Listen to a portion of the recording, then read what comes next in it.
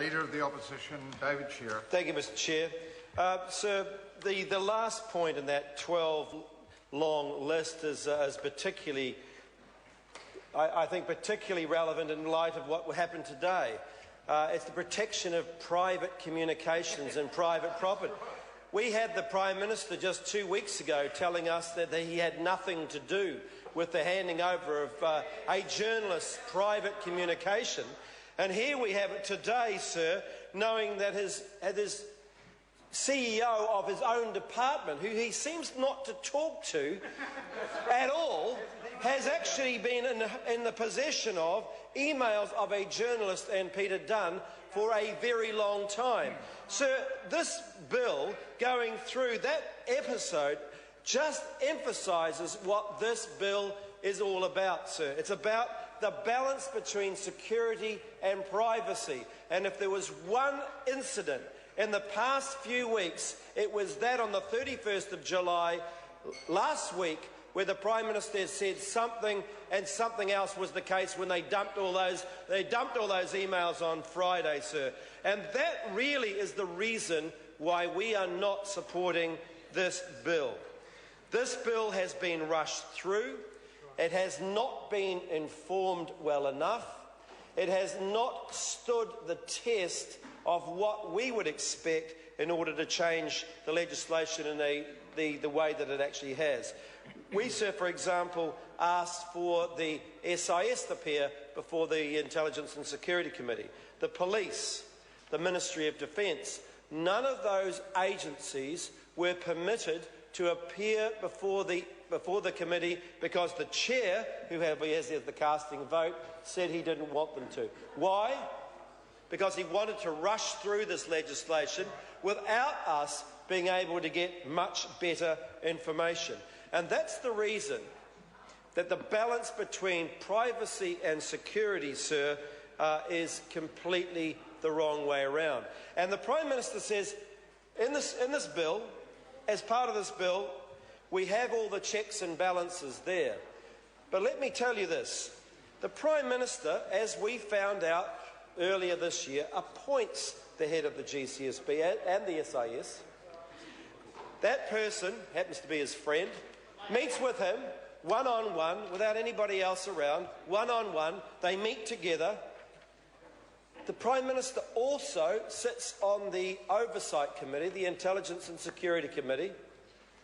That committee he chairs, he has the casting vote, he sets the agenda, and if anybody wants to put any other item on that agenda, as Russell Norman and myself well know, when we put another item on the agenda, of course it's voted down. It's immediately voted down. He then also appoints the Inspector General that looks into these affairs, and he appoints the Commissioner of Warrants that issues the warrants that spy on New Zealanders. Now, sir, I don't want to impugn the integrity of those people that have been appointed into those positions. But what we have, sir, is a system which is not about checks and balances, it's about one man holding that authority. And if there's any demonstration of how that authority can be abused, it has been in the last few weeks when that Prime Minister blamed a contractor for handing over emails and phone records, and today what we're finding is it's not about a contractor, it was actually about his own office asking for those emails and those phone records. And not only that, but those emails and phone records came in and were held by the Department of Prime Minister and Cabinet for over 3 or 4 weeks without being told to the Prime Minister. Well, we're told that by the Prime Minister.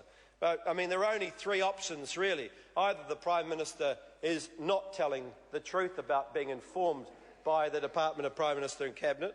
He is woefully ignorant of what's going on in terms of what's actually happening, and that person is not handing over the information that he needs, which is an incompetent department that he's running.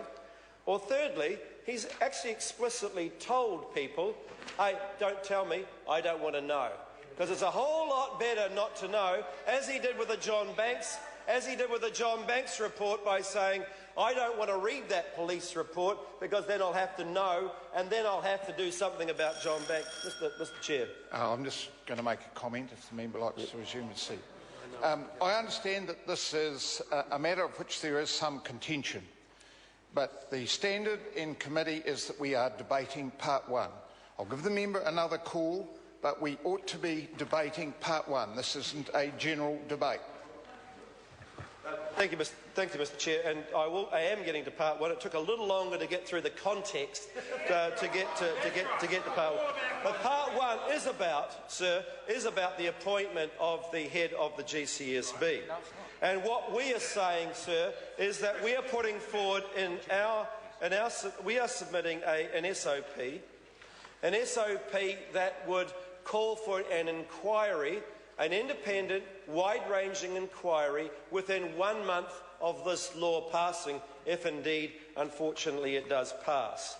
What that would mean is an inquiry would be set up. The terms of reference would be agreed right across the Parliament. The inquiry would have at least 3 persons on it, persons of standing and people who were able to command the respect in their fields. And this bill, our SOP, would also introduce a sunset clause into this bill, that the bill would expire within 12 months, so that inquiry would be able to go through. It would be able to have the appropriate amount of consultation. We would be able to draft and push through a new law based on that inquiry, and the current legislation, sir, would simply sink into the sunset, as the sunset clause suggests. That enables us to have the law around the right way rather than the wrong way. What we are trying to do now is to charge ahead and fix a bill that is being rushed through in response to a political problem, not a problem that comes from good evidence and good recommendations that would come from an inquiry. And that, sir, has been our position from day one. It's been our positions from the end of last year. Unfortunately, we're not likely to get this law stopped because Peter Dunn, who's here in the House listening to this, has given Mr Key the expression. He sold his vote, and Mr Key was a willing buyer of his vote. And as Mr Key said to me, we only need 1 vote to get across the line. And this is what he means by consensus. Yeah, you can come in with us if you like, but actually I've got the votes, so you don't need to. So that's consensus. Picking up the phone? No.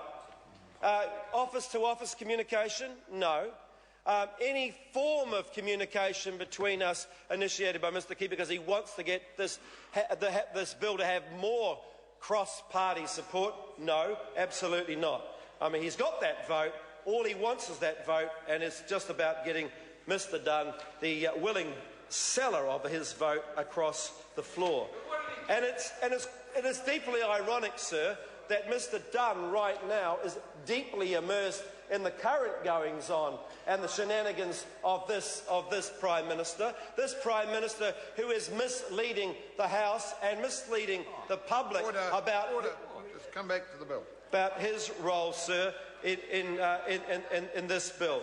So Mr Dunn is still supporting this legislation, supporting Part 1, including the appointment of the head of GCSB by the Prime Minister, despite what's happened and despite the fact that his personal emails have been accessed, and who knows whether they have been looked at. Because the GCSB, the bill we're debating here today, sir, the GCSB certainly has the powers to open attachments. I have no doubt about that.